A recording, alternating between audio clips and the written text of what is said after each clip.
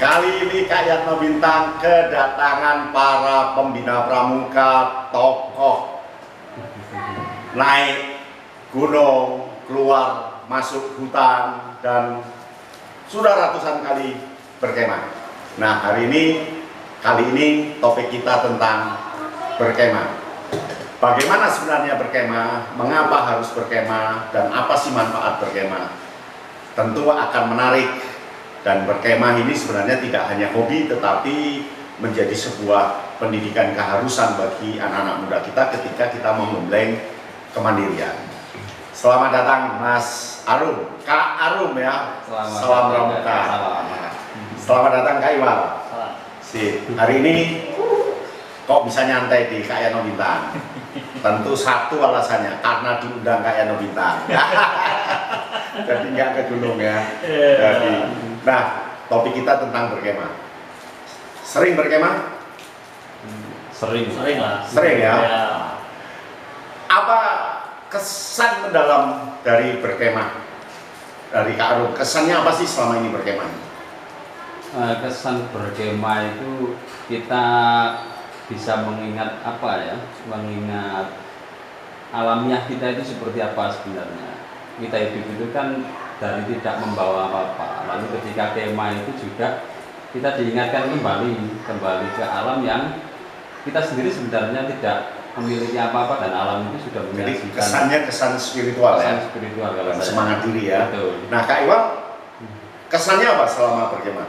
Kalau saya setiap kali berkemah itu pasti kita ada penyadaran diri bahwa kita hidup di dunia ini awal mulanya tidak bawa apa-apa. Ya. Dan kita bisa bersatu dengan alam dan nantinya kita akan kembalinya juga ke alam. Jadi spiritual juga ya, semangat. Kalau saya satu kesannya berkemah ini. Kalau ngopi itu loh kok beda rasanya.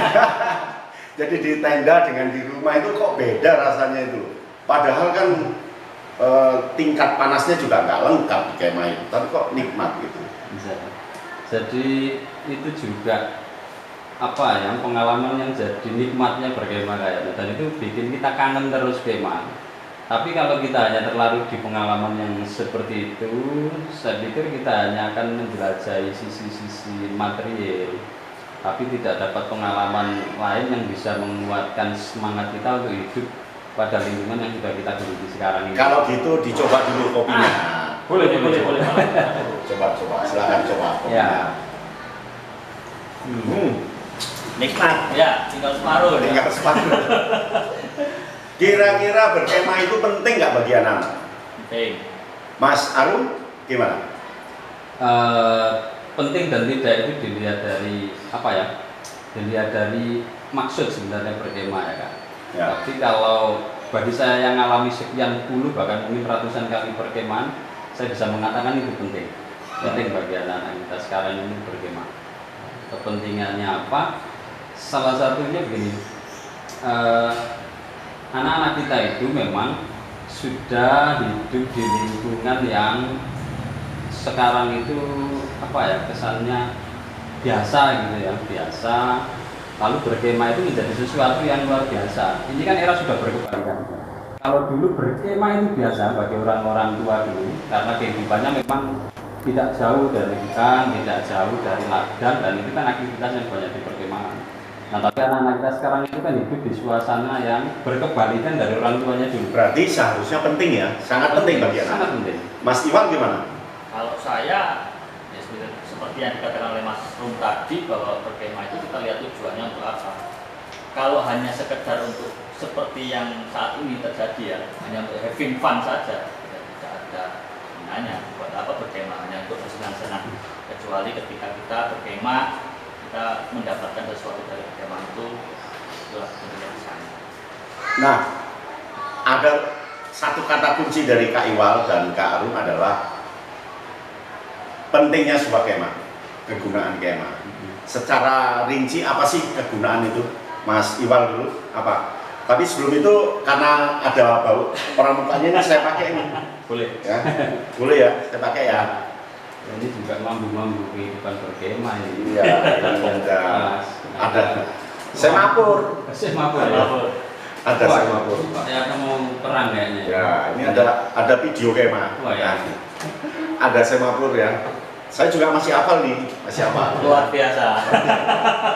Nah, Mas Iwal, apa sih sebenarnya manfaat dari berkemah itu? Secara rinci apa saja sih? Yang pertama tentu adalah membangun diri, Kemandirian. kemandirian. Jadi kita bisa mandiri secara utuh, tidak tergantung dengan alat-alat yang ada sekarang, Ya. misalnya HP dan lain sebagainya. Kemudian kita juga bisa apa ya? Tidak tergantung kepada sesuatu yang sudah ada di rumah. Ya. Kemandirian, Kemandirian. ya, yang pertama kemandirian. Dan tentu juga itu berangkat dari pengalaman-pengalaman. Jadi salah benarnya. Jadi ya kayak pernah ngalami kosong, pernah nggak mateng-mateng karena apinya nggak ada, dan itu menjadi sebuah pengalaman kemandirian itu. Kalau Kak Arum apa manfaat? Jadi dengan berkemah itu secara natural skill kita akan bertambah kayak. Sekali berkemah mungkin pengalaman gosong tadi ya. Tapi 2 kali berkemah dia akan menemukan cara lain masak yang nggak gosong. Berkemah pertama mungkin dia dirikan tendanya mudah ketiup angin lalu roboh. Ya. Lalu berangkat dari kesalahan itu dia di kemah berikutnya dia akan bisa membuat tenda dengan lebih kokoh. Nah, ini kalau orang itu kemah dan melihat kemah dia sebelumnya, dia akan mengalami banyak peningkatan diri sebenarnya. Nah, yang disampaikan berdua tadi itu namanya learning by doing. Belajar sambil melakukan, dan itu sekarang mahal. Betul. Sekolah-sekolah yang SPP-nya mahal itu sebenarnya hanya learning by doing. Gitu. Jadi kemah ini tampaknya kalau bisa menjadi salah satu media metode bagi pendidikan kita ya. Mungkin ada manfaat lain, Kak Iwal. Macam-macam lah kayak. Apakah ada keindahan gitu kita jadi fresh gitu ya? Pernah ngalami itu? Jadi kalau saya melihatnya dari sisi secara fisik ya, Ya. berkemah itu selain melepaskan diri dari kepenatan, kita juga bisa mendapatkan kepuasan dalam artian kita bisa, misalnya kalau kita mendaki gunung, kemudian kita berkemah, kita bisa bercengkrama dengan teman-teman. Ya. Kita akan mendapatkan sebuah kebahagiaan. Kebahagiaan ya, ada keakraban di sini. Kak Arum gimana? Manfaat lain? Kemah ini kan ada kemah kita yang sendirian tiba-tiba pengen kemah. Ya. Ada kemah-kemah yang memang sengaja direncanakan untuk kemah. Nah, kemah yang berkelompok inilah yang menurut saya efeknya lebih banyak. Mengapa begitu? Karena kemah itu kan kita tidur satu tenda tidak sendiri. Kalau kita berkelompok, nah disitulah bisa merasakan bau kentut. Saya ngalami itu. Merasakan bau kentut, kan mau marah kok ya sudah Bau sama-sama kaos kakinya milik teman, kaos kaki, Iya. terus dengkur, ngoroknya teman. Ngoroknya kemana? Itu Itu dia. sebenarnya pengalaman batin juga pengalaman lahir. Ya. Jadi apakah begitu dengar suara kentut lalu nabok teman gitu ya? Akhirnya semua nggak tidur ya. Semua nggak tidur. Itu pengalaman juga, dan ini membuat kita jadi toleransi ya dengan teman. Masa ngentut kok disuruh nahan di dalam tenda? Jadi gitu ya. tidak hanya toleransi menurut saya, tapi juga keraketan. Betul itu Mas Iqbal. Saya dengan Mas Rum ini kan beda satu tingkat, Ya. tapi karena sering berkegiatan bareng, Sering berkemah, satu tenda. sering. Jadi sering gelut-gelutan di dalam tenda mau apa ya? Jadi akhirnya Bau kaos kaki, ngorok, ngorok, bau rambut keringet, kentut, bau campur keringet. jadi satu soalnya. pakaian bisa tuker-tukeran. Tapi Mas Rum yang banyak menyumbangsi dari kita ya. Jadi Mas Rum sudah bosan, kita ambil. Ya. Baik, kemah itu paling asik di pinggir sungai, di tengah hutan, di bawah pohon, atau di sebelah batu. Yang paling enak yang selama ini dirasakan. Kita melihatnya dari sisi keamanan, guys. Keamanan. Ya, kita melihat dari sisi keamanan. Di pinggir sungai pun itu bisa aman jika kita melihat Tidak musim hujan ya, tidak tidak musim musim hujan. Yang pertama tidak musim hujan. Yang kemudian selanjutnya adalah sejauh mana jika sungai itu banjir, kan pasti ada tandanya. Ya, ada tanda. Nah, di situ bisa kita batas, kita bisa kenyamanan, jadi itu tadi dilihat dari segi keamanan. Di dalam hutan pun bisa enak dan bisa tidak, karena banyak pohon yang lapuk misalnya. Ya. Di bawah batu pun juga bisa enak jika batu tersebut memang Aman. aman. Kadang ada kalajengking tuh sama ular kecil itu. Kadang ada kalajengking atau ular itu bisa kita minimalisir keberadaan mereka misalnya. Keberadaan kita sendiri pun sudah mengusir mereka sebenarnya. Jadi sama-sama enaknya. Jadi sama-sama enaknya, tinggal dilihat dari sisi amannya sudah mas. Ya. Karung gimana? Jadi kalau enak itu kan urusan yang bisa dirasakan Ya. tubuh kita kayak nah, sebenarnya kemah itu kan miniatur rumah ya. Ya. Maka rumah yang paling enak itu kan yang dekat sumber air, tidak kepanasan, lalu kita bisa menikmati pemandangan itu yang penting. Maka menurut saya yang enak itu ya di tepian pepohonan yang tidak jauh dari sumber air. Tapi ketika pagi kita bisa naik ke batuan untuk melihat sunset. Tapi ada satu kemah yang paling enak. Apa? Satu. Itu tinggal tidur dalam tenda, enggak dirikan tenda. Itu kayak apa kalau Tidur, nah, itu paling enak. Jadi Ya. sudah nggak usah dirikan tenda, sudah nggak usah Apalagi nggak masak. usah jalan, tinggal turun mobil. itu ada loh mas. Ada. Sekarang mobil yang di Oh iya, kampenya. Itu Karken, Ya. kapten, ya. jadi tinggal mobilnya dibuka yang pintu belakang Iya. sudah kesannya sudah berkemah itu. Idealnya kemah itu semalam, 2 malam, atau seminggu, atau 1 bulan, Mas? Kalau idealnya bergantung siapa yang kemah kayak. Siapa yang kemah ya? Kalau orang yang bekerja ya paling weekend, Sabtu Ya. Sabtu malam minggu itu dia. Tapi kalau ngomong jumlah malamnya kayaknya Ya, semalam itu kurang menurut saya. betul. Karena pengalaman itu kan harus ada pembandingnya. Ya. Kalau hanya semalam tidak ada pembandingnya malam pertama dan malam kedua, gitu kan. Jadi menikmati dinginnya malam pertama tanpa menikmati dingin malam kedua nggak akan beda. Ya. Makanya idealnya ya paling tidak 2 malam. 2 malam. 2 malam itu. Kalau Kak Iwal idealnya kemah itu berapa malam? Kalau 1 malam itu masih belum lunas, istilahnya belum lunas, itu kita masih sudah capek mendirikan tenda, tiba-tiba besok Tiba pulang. Jadi ya lebih dari 1 hari lah, istilahnya lebih dari 1 malam. Ya.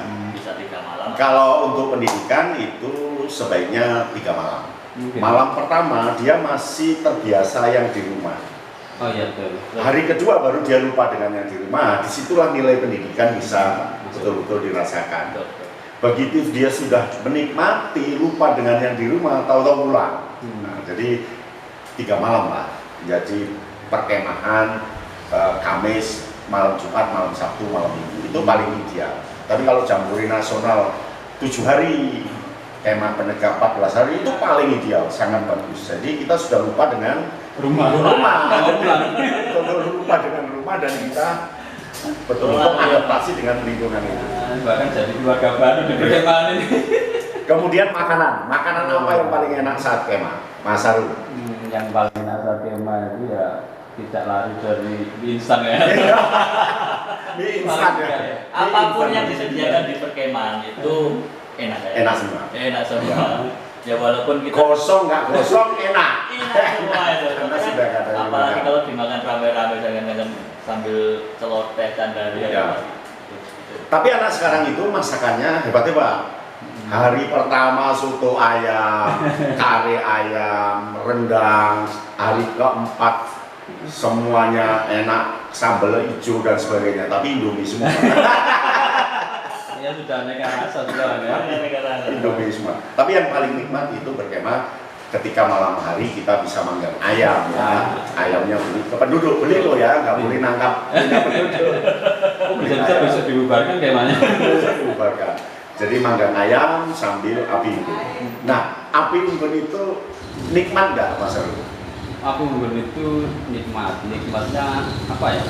Jadi gini, orang kan apalagi pramuka nih, Ya. pramuka itu kecenderungannya kan puncaknya acara perkemahan itu api unggun. Ya. Ya kan, tetapi bisa menjadi sedikit tidak nikmat itu karena terlalu banyak apa ya namanya seremonial Ya. acara. Padahal api unggun itu untuk dinikmati sebagai memang kebutuhan dalam kehidupan di alam terbuka gitu ya. Jadi tidak hanya semata-mata diacarakan lalu Waktunya habis. hanya untuk mengisi acara perkemahan api unggunnya itu, Ya. tapi tidak bisa menikmati api unggun sendiri itu. Padahal kan itu apa ya? Dari api unggun kita bisa banyak fungsi, Banyak fungsi, banyak manfaatnya. Nah, satu menghangatkan suasana, Ya. dua kita bisa masak di api unggun itu. Ya, persaudaraan ada di Betul, situ. persaudaraan ada di situ. Nah, Ada kenangan nggak Mas Iwal terhadap api unggun? Nah, makanya dari api unggun tadi saya mulai teringat bahwa ada istilah seorang Indian itu pasti membuat api unggun kecil Ya, karena untuk mengumpulkan keluarganya. keluarganya. Di dalam api unggun ya, di dalam mereka mengelilingi api unggun, kemudian mereka saling Cerita. bercerita mengenai apa mengenai dari itu, maka muncullah kedekatan dengan keluarga. Dan itu hewan buas juga takut loh sama api itu. Dilihat dari sisi keamanan, Aman ya? aman karena hewan buas pasti akan takut. Di Ya. sisi lain, api juga bisa kita gunakan untuk memasak, Ya. apalagi untuk menjernihkan air atau mensterilkan air. Yang paling baik itu juga memasaknya di atas api. Kalau saya ada satu yang paling saya ingat kalau api unggun, pasti kemahnya segera berakhir. Karena Iya. karena terakhir ya, betul, betul. terakhir. Selama kemah pernah nggak nyuci di Perkemahan? perkemahan? Oh, pernah. Pernah ya? Kalau nyuci pasti. Pasti. Pasti. Nyuci itu pasti, cuman yang nggak enak kan waktu jemputnya kayaknya. Iya. Pasti kelihatan depan. Belum kering dulu pindah. Betul. Ah. Itu juga. Jadi kita sampai harus punya siasat menyembunyikan pakaian dalam. Akhirnya nggak kering-kering. Keren Iya. malah. Ada ditumbuk Yang itu. itu pakaian luar. Kak Iwal punya pengalaman nggak nyuci di perkemahan? Jadi kalau pengalaman saya di perkemahan itu memang setiap kali perkemahan pasti saya ada adegan mencucinya. Ada adegan ya, mencuci. pasti adegan mencuci karena ya, bagaimanapun juga setelah beraktivitas lama kita pasti baju kita terasa kotor. Dan kita Tapi pernah nggak pakai pakaian basah semua? terakhir langsung kemarin pakai? saya berada di Bogor itu kemah bela negara itu. Ah, Itu besoknya upacara, malamnya pakaian harus bersih. harus bersih. Harus bersih dan waktu istirahatnya pendek, akhirnya saya mencuci jam 3 pagi. Dipakai di upacara masih mamel. Masih basah. Kak Arun punya pengalaman pakai pakaian basah? Oh, punya pengalaman ya. Waktu saya dampingi adik-adik angkatan 2005 pelampiran Gudeg Unesa itu ya. Hujan posisinya naik Gunung Pundak sih, untungnya tidak penanggungan yang biasa jadi tradisi. Ya. Karena waktu itu penanggungan ditutup, kita beralih ke Gunung Pundak yang tidak lebih tinggi dari penanggungan. Akhirnya hujan kayak pas jam 12 malam baru mau sampai puncak hujannya semuanya kebasahan. Akhirnya apa ya, bersama-sama jaring baju di depan api unggun. Itu Pengalaman ya? Sampai pagi itu baru masih mamul tadi kata Mas Iqbal. Akhirnya bau sangit ya? Bau asap. Asap. Nah, turun baru dengan sendirinya kering karena perjalanan ya, turun dengan sendirinya kering. Tapi nyampe ke bawah ya baru ini bau apa sebenarnya sih gitu ya. Sudah sangat keringet dan Tadi asap. tentang hujan. Ya. Kira-kira kemah kalau hujan itu asik nggak? Kemah nggak ada Kemah tanpa hujan itu hampir tanpa kesan. Iya. Tanpa kesan. Berarti kemah itu harus hujan ya? Harus hujan. Berarti kemah itu harus nunggu musim hujan ya? Kemah yang paling berkesan banget itu. Pasti itu ceritanya banyak sekali. Banyak sekali. Bisa untuk alasan tidak ikut kegiatan. Kak masih basah, kak masih basah. Gitu ya. Ternyata kemah sekarang itu bisa kita klasifikasi kayaknya. Ya. Dari dulu kemah itu kan hanya pengisi akhir semester atau Ya. akhir 1 bulan ya. Nah, ternyata sekarang kemah itu kan ada orang yang memang niatnya kemah itu hanya untuk berwisata. Ada kemah itu yang sekadar apa ya, menghibur diri. Ya. Nah, kita di Pramuka tidak dua-duanya, tetapi mendapatkan dua-duanya. Dua-duanya. Jadi kemah kita itu kemah pendidikan, kemah yang terencana, kemah yang punya tujuan, sehingga semua aktivitas perkemahan itu ada maksud, Ya. ada maksud. Misalnya kita minta adik kita suatu ketika harus kemah sendirian. Ya. Nah itu kan punya tujuan mengasah keberanian. Jadi kemahnya harus didesain ya. Betul. Untuk tujuannya apa? Ya. Ya, jadi kalau kemah tidak didesain itu nantinya seperti yang bicara Mas Rum di podcast ini sebelumnya bahwa seorang anak itu harus keluar Ya. supaya bisa bermain api. Tapi pada kenyataannya ketika mereka sudah keluar naik gunungnya dipegang tetap Tapi itu karena nggak ada rencana, nggak ada desainnya. Seharusnya kegiatan itu tidak bisa main HP karena nggak sempat. Gitu. Jadi harus turun gunung, susur sungai. Ya, jadi pelajaran apa kalau yang didapat ketika naik gunung itu bawah? Ya. Sedimennya juga apa ya? Gimana juga? Jadi kalau saya nggak apa-apa kemah bawa HP, tetapi ada aturan mainnya. Ada aturan. Jadi mainnya. ada masanya kita HP ditinggalkan dulu. Atau paling enak cari lokasi pembinaannya, cari lokasi yang memang nggak ada sinyal. Itu lebih efektif. Itu efektif lagi. Jadi lebih efisien. Karena masih ada fungsinya untuk foto-foto kayak. Nggak ada sinyal kan dia nggak main gamenya, nggak main Facebook. Dia bisa memanfaatkan untuk tapi bisa buat kegiatannya lain. Itu. Nah yang terakhir, pernah nggak kemah temannya ngompol? Itu apa ya? Kalau saya nggak ngobrol kan, Nggak ngomong, gimana? mimpi basah. Mimpi basah. Mimpi basah aja. Ada temannya mimpi basah. Jadi teman satu tenda, Nah, bangun tidur, nah, tiba-tiba dia menggerai bagian bawahnya itu. nah. Loh, kok basah? Ngompol tak? Enggak mas, mimpi basah. Ya, saya pernah satu tenda tapi dulu ketika menggalang, dia ngompol, dia nggak berani ngomong, ngomongnya hanya saya bisiki, saya ngompol. Terus saya suruh ganti pakaian, ganti celana gitu, terus nggak ngaku ngompol karena kan dia akan malu. Mengapa ngompol? Saya menduga waktu itu ketakutan. Ya. Jadi karena dia baru pindah dari rumah ke suasana tenda, ada ketakutannya, malam dia ngompol karena terbiasa kamar mandinya kan dekat dengan tempat tidur, sedangkan kemah harus jalan jauh, sehingga dia ngompol. Itu wajar. Oke. Luar biasa, saya pikir itu ya luar biasa. Bagus luar Selamat biasa. berkemah. Terima kasih. Sampai di sini obrolan tentang kemah ternyata gila-gilaan dan mengasihkan. Sampai di sini, salam rakyat Modina.